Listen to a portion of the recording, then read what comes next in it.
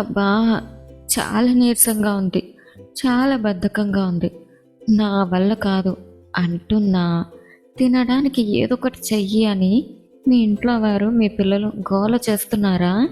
అలాంటప్పుడు చాలా అంటే చాలా సింపుల్గా చేసే పర్ఫెక్ట్ రెసిపీ ఇదే.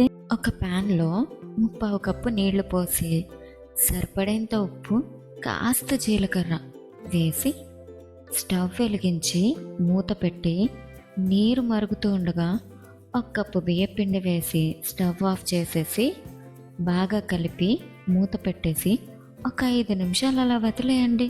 చేశాక మీకే అనిపిస్తుంది ఇంత సింపులా ఈ స్నాక్స్ అని.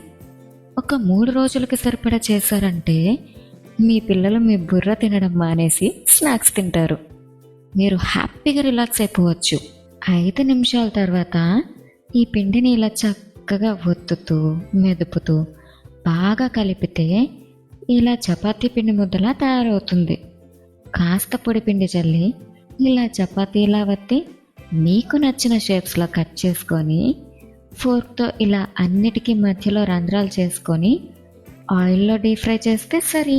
వీటిపై లైట్గా మసాలా కారం చల్లి మీ పిల్లలకిస్తే కరకరా అంటూ శబ్దాలు చేస్తూ ఫుల్ ఖుషి అయిపోతారు. ఇలాంటి సింపుల్ అండ్ టేస్టీ రెసిపీస్ కోసం సబ్స్క్రైబ్ చేసుకోండి ఫైజెస్ కుకింగ్.